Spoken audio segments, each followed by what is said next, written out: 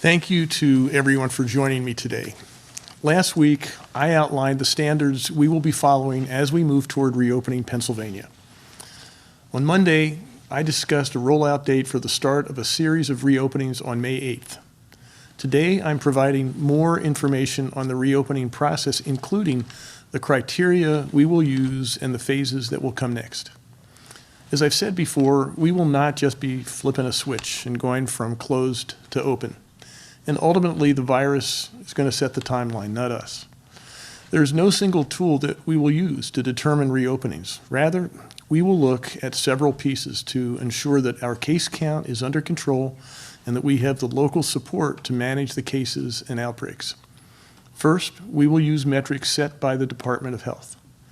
The initial benchmark we're setting is for the population to have an average of less than 50 cases per 100,000 individuals over the course of 14 days in order to return to work.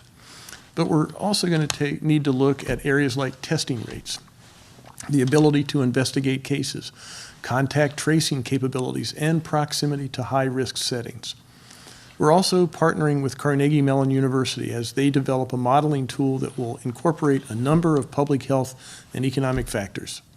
We'll use the health criteria and the CMU modeling tool to determine phases. There are going to be 3 phases: red, yellow, and green.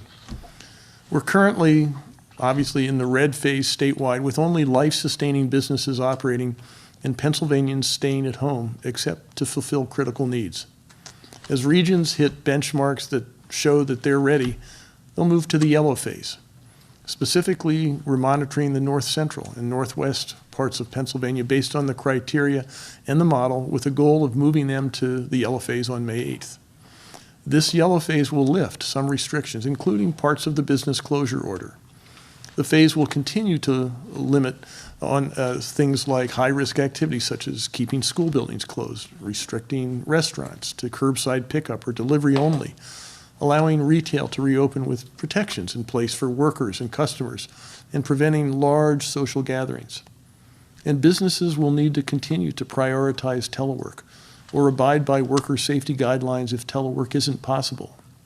Finally, a region will move to the green phase, which will include lifting the remaining parts of the stay-at-home orders, but still require Pennsylvanians to adhere to CDC and Department of Health guidelines. An example would be to still require universal masking if the CDC and the Department of Health are recommending it when a region reaches this green phase. These steps will be in combination with a regional approach. If Southeast Pennsylvania continues to be a concern, reopening will be slower there than in places where the case counts have been low. When it comes to business sectors, we have already begun the process of reopening. As many of you know, the wine and spirit stores have curbside pickup. Online auto sales began on Monday, and all construction will resume on May 1st, next Friday. I want to emphasize that Pennsylvanians should take the guidance given to their communities and their businesses seriously. The more a community commits to staying home and succeeds at suppressing the case count, the sooner and faster restrictions can be eased. We will be keeping a constant watch on our COVID-19 case figures, and I will caution that we may announce a target date that will have to be pushed back due to new cases. Or we might reopen some areas or some businesses only to have them close again if the virus begins to resurge. I understand that not having definite dates for each of these pieces to fall into place is difficult, but we will continue to provide updates as regions move from phase to phase. By using this measured, step-by-step rollout of reopenings, we can continue to protect the lives of Pennsylvanians, especially our most vulnerable. But it will take continued help and support from everyone. You know, on Friday, we are going to reach the 7-week mark since the first COVID-19 case was confirmed in Pennsylvania. At that time, we were watching this virus decimate communities in other countries. We had already been preparing for the coronavirus's arrival for several weeks when we received that first positive test. Then we were unsure of how fast this virus would sweep across the Commonwealth, or if we could get our hands on the necessary medical supplies quicker than people got sick. We began with the least invasive containment efforts, contact tracing, quarantining individuals who were exposed to a known case, and asking people to self-isolate if they had symptoms. As the case count grew, so did our efforts. We rolled out closures with high population activities like schools. We rolled out business closures and stay-at-home orders in counties where the virus was rapidly spreading. Finally, we issued statewide closures and stay-at-home orders. These incremental steps bought us time to slow the virus's speed and ultimately led us to flatten the curve. Many people are still getting sick from COVID-19, but the current pace allows every sick patient to receive the medical treatment they need. And while many families are grieving loved ones lost to the virus, we have not seen the devastation that other places have seen.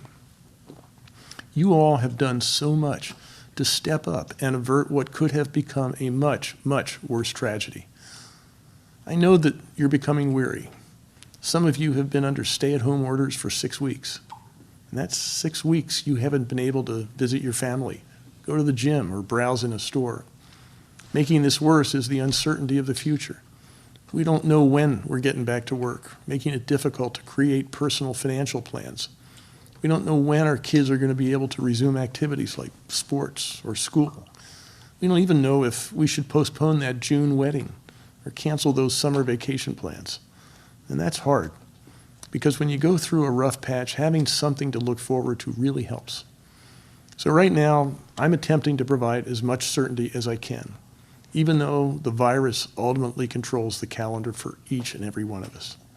As I said earlier, the more buy-in we get, the quicker we can suppress the virus and start to reopen.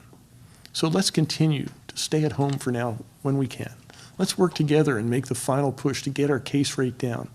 And let's get this pandemic under control so we can put plans on our schedules and get back to doing the things we love. I know that Pennsylvanians are strong, and I have faith that all of you will continue to do your part. Thank you.